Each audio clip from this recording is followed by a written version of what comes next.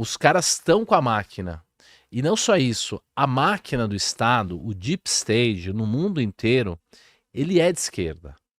E, Roxo, agora, né, nesse exato momento, se explodisse uma terceira guerra mundial, o que aconteceria com o Brasil? Você acha que o Brasil ele tem capacidade de se defender, ele tem capacidade de ficar de algum lado? Nesse atual governo, qual que é a sua preocupação, né? Mas só porque o pessoal que tá do outro lado aí, ele acredita que nunca vai chegar aqui. Sim. Eles falam, não, o Brasil é amigão de todo mundo. Mas assim, uma pessoa que é um pai de família, na sociedade como um todo, assim, uma pessoa normal, ela tem arma pra quê? Não é pra sair atacando as pessoas, mas pra se defender, né? Sim. E quem seria o Brasil nesse momento? Muito bem. Primeiro de tudo, a gente tem que ver qual seria o tamanho, né, a escala desse conflito. O pessoal está mais acostumado a me ver falar de crise, né, essa coisa do colapso do mercado. Inclusive, nós vamos falar sobre isso. Diminuiu um pouquinho a chance de termos um crash muito cedo, o que é ótimo. A gente estava com uma cara de que as coisas iam armar, não armaram. E conflitos bélicos, né? O Jaculan já falou o termo, a guerra, ela no final das contas, ela costuma fazer o mercado subir. Pelo menos no passado foi assim. Todos os outros grandes conflitos por aí, os mercados internacionais subiram. Então vamos começar falando um pouquinho da chance de ter um conflito global. Considerando que a Coreia do Norte já mandou, né, tropas para a Rússia, para defender a Rússia contra a Ucrânia, né? A Ucrânia também está invadindo um pedaço da Rússia lá no sul, lá em esqueci o nome da cidade lá, vou lembrar daqui a pouquinho. Então, Kursk. Então, quer dizer, já tem tropas internacionais de outros países na Rússia ajudando no conflito contra a Ucrânia. A Coreia do Sul já falou que vai apoiar mais a Ucrânia. Eventualmente, países da Europa, da OTAN, vão mandar batalhões para defender as fronteiras da Ucrânia, ajudar a defender a fronteira, principalmente o resto da fronteira, para que os ucranianos possam se concentrar no conflito. Então, já é uma coisa global, né? Os Estados Unidos já estão apoiando com armamentos a Ucrânia, não tanto quanto deveriam, estão apoiando pouco, mas estão. A Europa inteira, a OTAN, que já havia se comprometido, e a Rússia está sendo ajudada pelo aquele eixozinho ali, Irã, Coreia do Norte, né? A Turquia fazendo um papel no meio do caminho aí, mas esse eixo principalmente. Então a gente já tem um conflito meio globalizado. Eu acho que o fiel da balança seria a China. A China entrando no conflito de alguma maneira, ela de fato faria com que a gente pudesse Tem dizer uma que escalada. é um conflito global mesmo, mundial. A questão é que a China é bunda mole. A China não faz uma briga há séculos e perderam todas. Desde a guerra do ópio lá, cento e tantos anos atrás, contra a Inglaterra, 2 navios ingleses, claro, de metal, mas acabaram com a frota da China.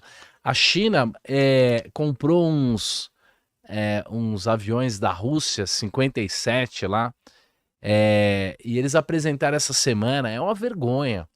O armamento da Rússia, a indústria bélica da Rússia, é um vexame. E ele mostrou no campo de batalha que é uma droga. Os 62, 72, 82, os 90, todos os tanques estão acabando. E a artilharia da Rússia, ela funciona muito mal. A Rússia chegou a ter 5, 6 vezes mais artilharia do que a Ucrânia, mas como era uma artilharia, um armamento muito ruim, então não conseguiu. A Rússia não está conseguindo ganhar da Ucrânia basicamente sozinha. Então, eu acho um pouco exagerado essa história que a gente pode ter um conflito no nível global. A China viu o couro que a Rússia está levando da Ucrânia, gente. E ele não vai se meter em conflito agora, ainda mais com problemas econômicos. O problema, Lu, é que o ser humano às vezes ele é tentado.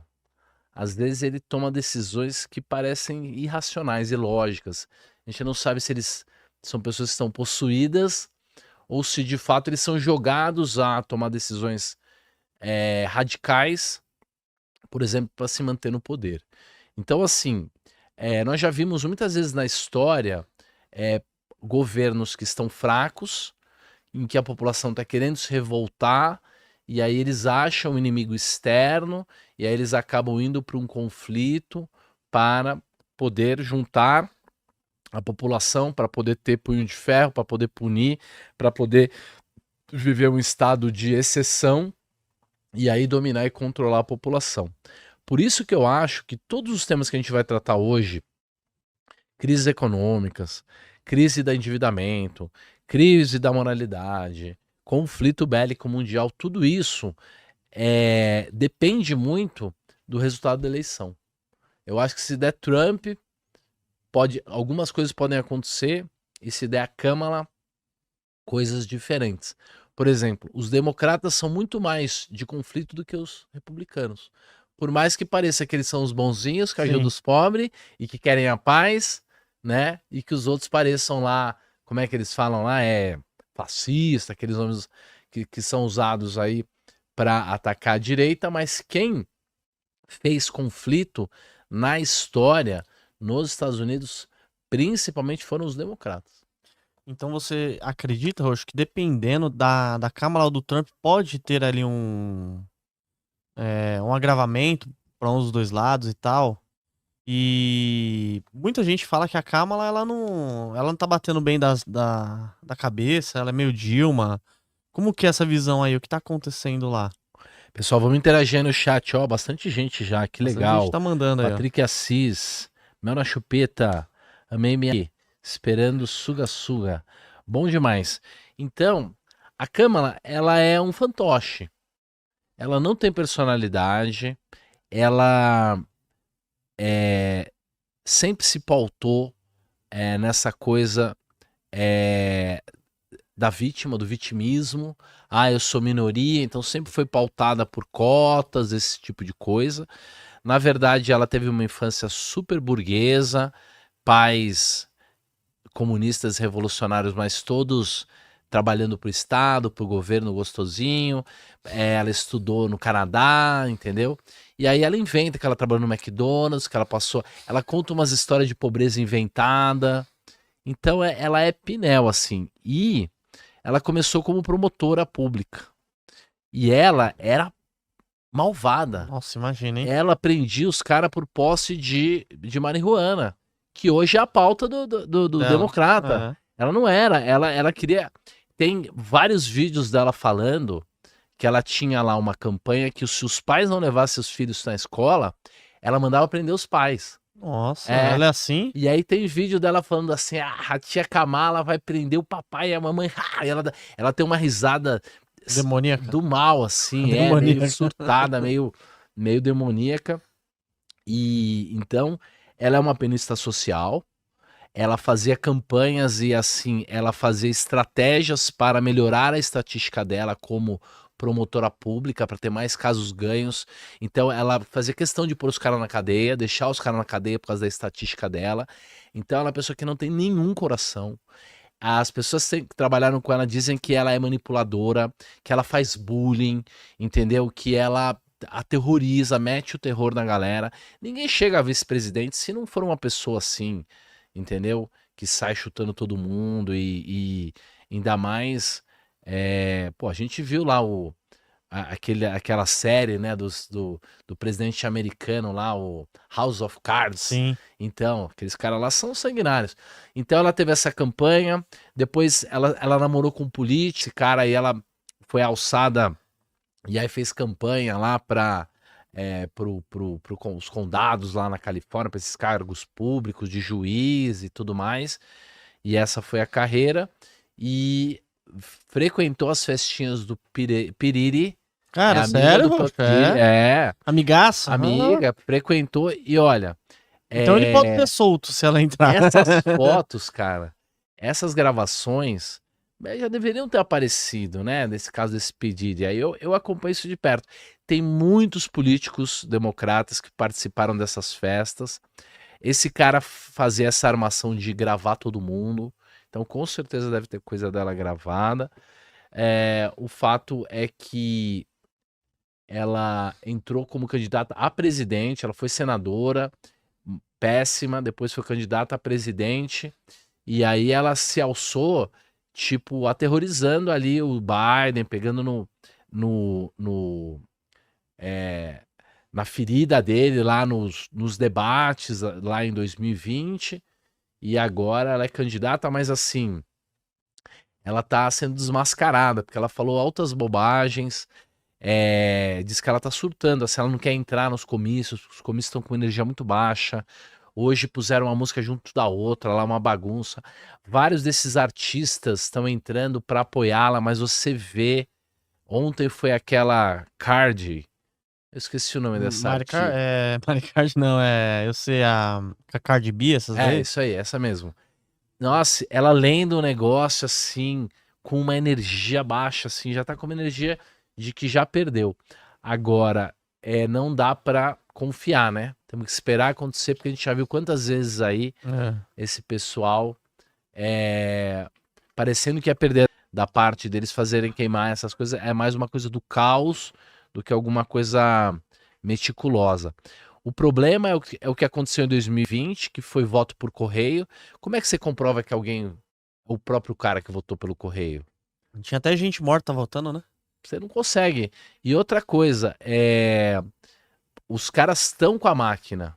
E não só isso, a máquina do Estado, o deep state, no mundo inteiro, ele é de esquerda. Porque o funcionário público ele é de esquerda. Para mim, para começar, o funcionário público não podia votar. Não Já não tinha que poderia. votar, Roxo? Claro, porque é conflito de interesse. A gente não estuda compliance no mercado financeiro, tem que Estuda. estudar lá as manual de compliance e tal. O governo, a política tinha que ser igual. O cara é funcionário público, ele é conflitado. O cara recebeu o Bolsa Família, ele é conflitado. Lá nos Estados Unidos, tem um cara que ganhou o prêmio Nobel, ele tá tentando se receber o green card lá e não consegue. E tem milhões de cucarachas lá, cara, que entraram pela fronteira e os democratas estão dando cidadania pros caras votarem. Caramba. E aí tá tendo invasão de Estado desse pessoal que é imigrante para poder votar lá e para votar nos democratas. Aliás, o Partido Democrata, ele existia um outro partido republicano. E aí, tipo, 150 anos atrás, nos Estados Unidos. E aí, eles fizeram campanha de difamação, aí eles derrubaram os caras lá do Partido Republicano, e aí de dentro do Partido Democrata nasceu um outro partido que é esse Partido Republicano hoje. Então, mesmo esse Partido Republicano hoje, ele já é centro-esquerda, entendeu? Entendi. Ele já não é tradicional e conservador como era o anterior. E aí o que acontece? Cada vez que, isso 100 e tantos anos, cada vez que ia até a disputa democrata e republicano, primeiro o republicano é que nem o PSDB aqui no Brasil é democrata. Não tem jeito. E aí o que acontece? Cada vez que existia o risco do democrata perder no passado, ele ia lá e colocava mais gente, mais direitos. Então, no passado, o cidadão que votava era o cidadão que tinha renda, que tinha uma propriedade, era uma pessoa específica, entendeu? O cidadão não era todos. Na medida que você vai dando direitos universais para todo mundo votar, todo mundo tem direito, então uma pessoa com QI 80, ela tem mais poder de votação do que uma pessoa que paga $500 mil por ano de imposto, entendeu? É a mesma coisa que na sua casa você tem 5 filhos, crianças, e cada um tem um voto. Você criou uma democracia que vai virar isso. Ferrou, né? É videogame, dormir tarde e açúcar. É assim que vai virar a sua casa. É isso que virou os Estados Unidos. Entendeu? É a mesma coisa que no Brasil, o cara de 16 anos não pode ir preso, mas o cara de 16 anos pode votar. Ele pode escolher o futuro do país. Ele não tem responsabilidade para ser preso, então ele é um irresponsável, só que ele pode votar. E é isso que acaba acontecendo. Mas é normal. Quando a economia começa a ir mal, a população começa a ter que gastar menos, a população começa a sentir a inflação, aí essa cultura woke, essa cultura de esquerda, essa cultura de frouxidão, ela Ela vira. vem aparecendo. Não, e vira. O pessoal começa a ficar austero, conservador, porque ele não quer perder a ordem. Invista em prata com a Real, Real com U no final. Dentro da plataforma você pode escolher quantas gramas você quer comprar, o preço máximo que você quer pagar. Assim você vai estar investindo diretamente num dos ativos que tem mais potencial de crescer, porque a prata ela é utilizada em painéis solares, indústria química, indústria farmacêutica, indústria automotiva, equipamentos eletrônicos. O celular que você está usando provavelmente ele está cheio de prata dentro e você pode ganhar com um dos ativos que mais tem potencial de valorizar. Para analisar ações, BDRs, fundos imobiliários, acesse a plataforma do Investidor 10, inclusive para você gerenciar a sua carteira, saber quantos de dividendos você vai receber. Inclusive, eu deixei a carteira da minha filha, a Laurinha, ela tem 3 anos e já invisto para ela. Todos os ativos tá no link aqui embaixo